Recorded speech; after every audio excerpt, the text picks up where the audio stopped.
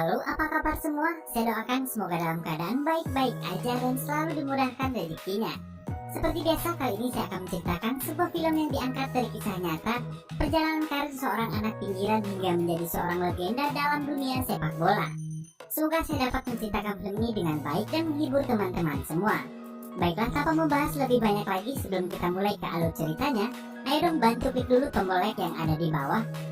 Dan jika kamu suka dengan film-film di channel ini, silahkan klik tombol subscribe yang ada di pojok kanan bawah. Kalau udah, saya ucapkan terima kasih. Yuk langsung aja kita ke cerita. Film dimulai dengan memperlihatkan seorang anak kecil bernama Diko yang sedang bermain bola di sebuah gang bersama teman-temannya.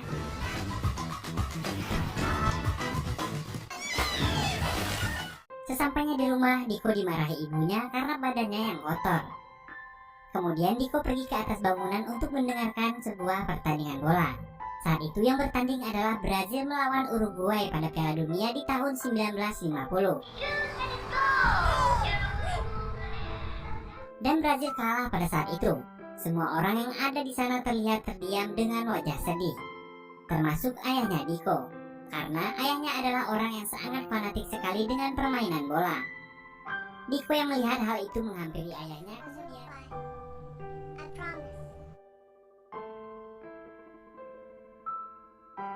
Ke tempat lain, ibu Diko yang bekerja sebagai seorang pelayan membawa Diko untuk membantunya bekerja di rumah majikannya itu. Di sana ibunya bercerita awal pertemuannya dengan ayahnya dan mengatakan dulu ayahnya Diko adalah seorang pemain bola profesional di zamannya. Hingga pada suatu ketika ayahnya Diko mengalami cedera hingga harus meninggalkan impiannya. Dan kini dia bekerja sebagai seorang petugas kebersihan. Kemudian anak majikannya masuk ke dapur dengan sepatu penuh lumpur setelah bermain bola bersama teman-temannya. Lalu Diko berkata dia akan menjadi Pele. Namun Diko saat itu salah mengatakan nama pemain bola yang dia maksud. Pemain bola yang dia maksud adalah Bile, seorang kiper klub Pasco.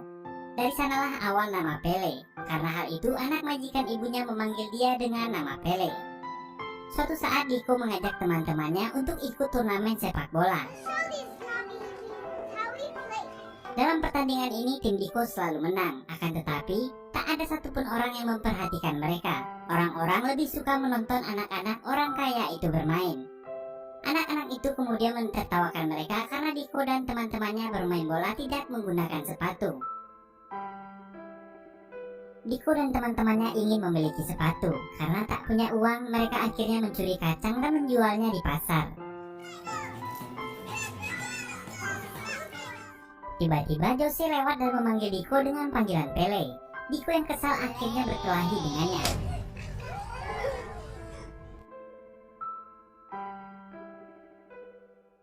Setibanya di rumah, Diko berbohong pada ibunya dan mengatakan kalau dia baru saja dipukul oleh gurunya di sekolah. Keesokan harinya, di hari pertandingan final, Diko melawan tim Jose. Dengan uang hasil menjual kacang kemarin mereka gunakan untuk membeli sepatu bekas. Sebelum pertandingan dimulai, komentator memanggil dirinya dengan panggilan Pele. Dan dari sanalah nama Pele mulai melekat padanya. Pertandingan pun dimulai. Diko dan timnya dengan mudah dikalahkan oleh Jose dan teman-temannya dengan skor 6-0. Diko yang kesal kemudian membuang sepatunya. Melihat kejadian itu, semua penonton mentertawakannya.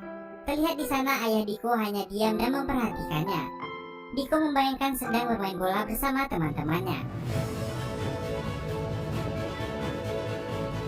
Dengan gaya bermainnya yang dinamakan Dinda, dia membuat kagum para penonton yang ada di sana.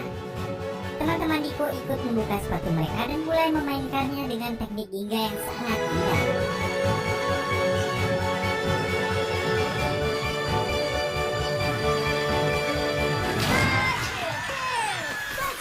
Hingga di akhir pertandingan mereka harus kalah 5-6. Namun hal yang tak terduga pun terjadi. Orang-orang yang tadi mentertawakannya kagum dengan aksi Diko dan bersorak memanggil Diko dengan nama Pele. Masalah muncul setelah pertandingan. Ketika pemilik kacang datang, mereka kemudian berlari menuju hutan. Diko dan Diego bersembunyi di dalam lubang. Akan tetapi karena hujan yang sangat deras, lubang tempat mereka bersembunyi tertimpa tanah longsor. Diko yang sempat keluar lubang berhasil selamat. Akan tetapi, Diego tak sempat keluar dari sana, hingga akhirnya Diego pun tewas tertimbun tanah. Di rumah, Diego terlihat terpukul dengan kejadian itu dan berkata, semua itu mungkin karena salahnya. Sejak saat itu dia berjanji pada ibunya akan menjadi anak yang baik. Di malam itu juga ayah Diego memberikan kartu nama De Brito. Dia adalah seorang pencari bakat sepak bola. Namun Caleste menyimpan kartu nama itu dan meminta Didinho untuk membawa Diego ikut bekerja bersamanya. Keesokan harinya Diego pergi bersama ayahnya bekerja di sebuah rumah sakit sebagai petugas kebersihan. Suatu hari ayah Diego mengambil mangga yang sudah matang lalu memperlihatkan teknik gingganya pada Diego.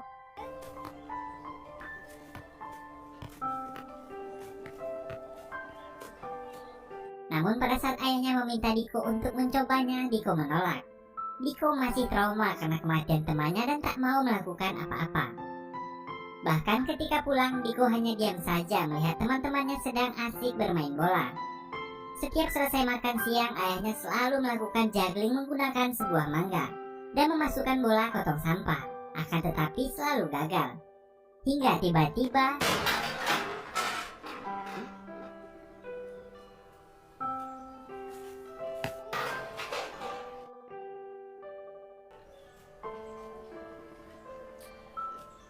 sejak saat itu Diego mulai berlatih. Awalnya Diego gagal karena mangga yang dia gunakan selalu pecah.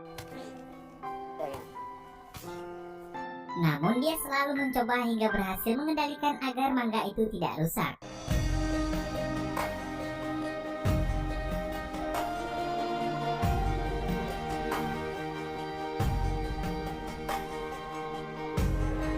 Hal itu selalu dia lakukan bersama ayahnya hingga dia tumbuh dewasa.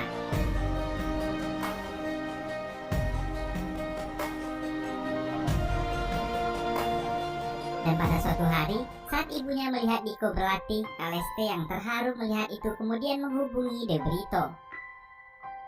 Sesampainya di rumah, De Brito telah menunggu Diego di sana. De Brito mengajaknya untuk mencoba ikut bermain sepak bola di klub De Santos. Mendengar hal itu, Diego sangat senang dan memeluk ibunya. Singkat cerita, Diego akhirnya pergi meninggalkan ayah dan ibunya untuk bergabung di klub De Santos. Pada saat latihan, Diego dihina pelatihnya karena bermain menggunakan teknik ginga. Dan tibalah waktunya pengumuman pemain yang akan bermain di klub De Santos. Diego masuk dalam daftar pemain termuda. Diego yang setiap berlatih menggunakan teknik ginga mendapat tekanan dari pelatihnya dan menganggapnya dengan teknik primitif seperti itu mereka akan kalah. Pelatihnya merasa gaya bermain Eropa lebih baik dari teknik bermain Diego yang merupakan ciri khas primitif Brazil. Karena tekanan dari sang pelatih yang meminta Diego untuk berubah cara bermainnya, dia mulai tak fokus. Dan pada saat tendangan penalti, dia gagal mencetak gol. Dan membuat orang-orang kecewa melihatnya. Pada malam harinya, Diego menangis dan memutuskan untuk pergi dari sana. Tapi saat menunggu kereta di stasiun, Diego dihampiri oleh De Brito. Lalu Diego mengatakan dia tak bisa bermain seperti pemain lainnya. Dan pelatih juga mengatakan caranya bermain sangat primitif sekali. Kemudian De Brito bercerita padanya tentang sejarah seorang budak Brazil keturunan Afrika yang kabur dan lari ke hutan. Di sana mereka diajarkan teknik ginga oleh pendiri seni bela diri capoeira. Hingga akhirnya capoeira dilarang digunakan di Brazil. Hingga olahraga bola masuk ke Brazil dan mereka menyalurkan teknik itu pada permainan sepak bola. Namun pada tahun 1950 Brazil dikalahkan pada Piala Dunia dengan teknik ginga. Dan itulah alasan pelatihnya benci dengan teknik itu. De Brito mengatakan teknik ginga sudah ada pada dirinya. Mendengar hal itu, Diego akhirnya kembali ke klub De Santos. Pada saat pertandingan, Diego menabrak teman satu timnya dan dia teringat saat berlatih bersama ayahnya dulu.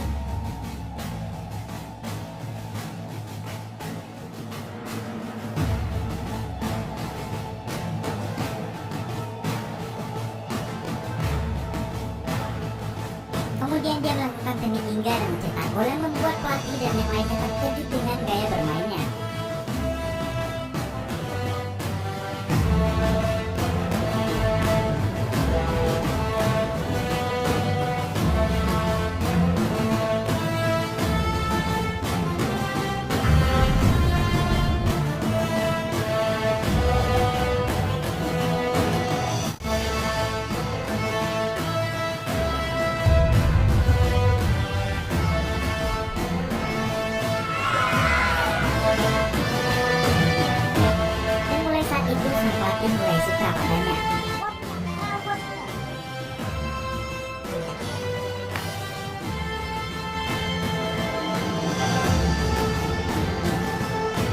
pun dengan mudah mencetak gol dengan teknik-teknik yang belum pernah dilihat orang-orang sebelumnya.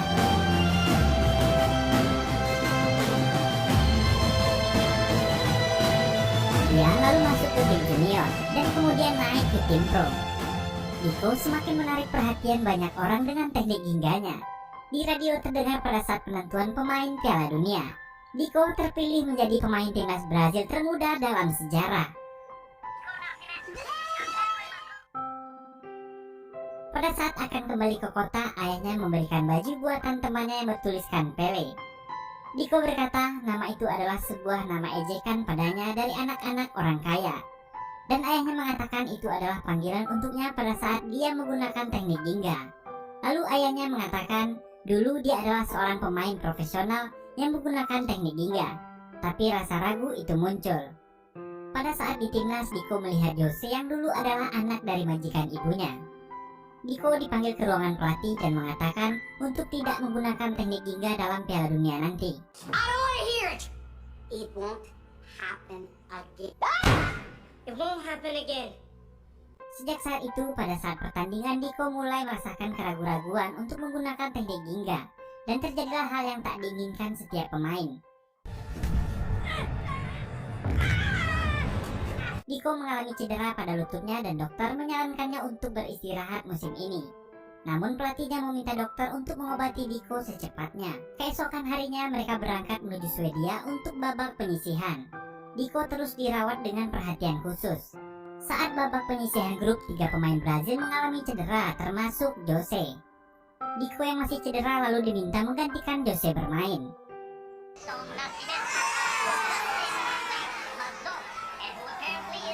Pada saat masuk lapangan, para penonton mentertawakannya karena melihat fisiknya yang kecil dari pemain lainnya. Dia adalah pemain termuda Brazil pada saat itu.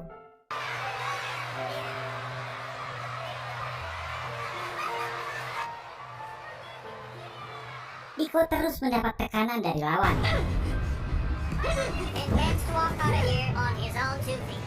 Brazil dan Uni Soviet seri hingga babak pertama berakhir. Pada saat di ruang ganti, Diko bertemu Jose dan meminta maaf. Jose mengatakan dia salah selama ini.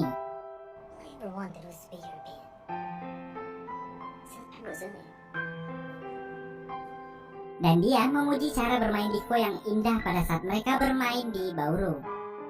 Babak kedua dimulai.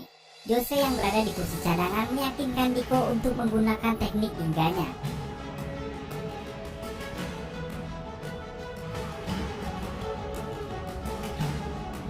Dengan tenang, Diko melewati satu persatu lawan di depannya.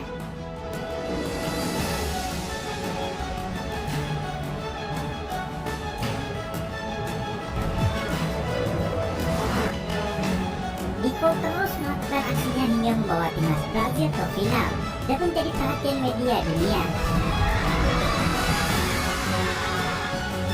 Sebelum pertandingan final, pelatih Brazil terlihat depresi karena tidak menemukan celah untuk melawan tim Swedia. Pada saat konferensi pers, pelatih Swedia yang menjadi lawan tim Brazil di final menghina pemain Brazil yang dia anggap cacat.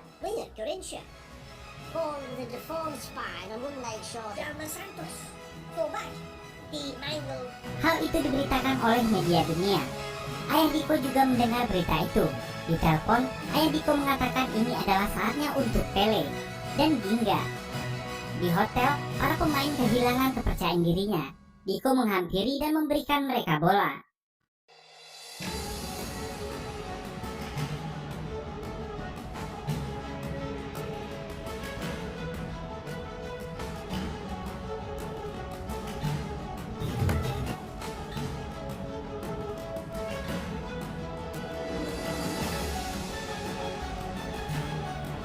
Ketika para pelatih masuk, semua terdiam. Hal yang tak diduga pun terjadi. Setelah melihat mereka bermain di hotel, pelatih memberi kebebasan pada mereka untuk bermain menggunakan ginga. Dia ingin dunia melihat Brazil. Hari pertandingan final pun tiba. Terdengar Pele mulai dibicarakan di beberapa media. Pertandingan pun dimulai. Di awal pertandingan mereka kebobolan dan membuat para penggemarnya terdiam.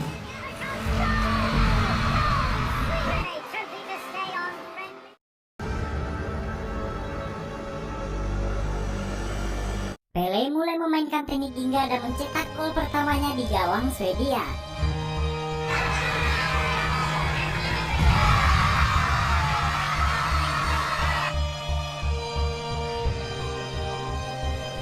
Permainan kembali dilanjutkan.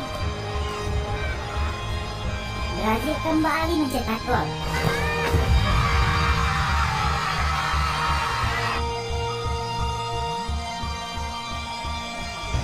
Permainan Ginga Brazil semakin tak terbendung. Serangan demi serangan terus menghasilkan gol, hingga para pemain Swedia tak bisa menahan permainan mereka.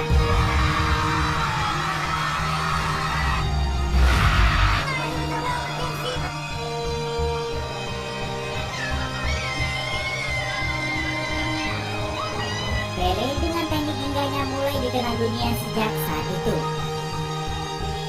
Dan Brazil pun berhasil menjadi juara dunia berkat kemenangannya atas Swedia dengan skor telak 5-2.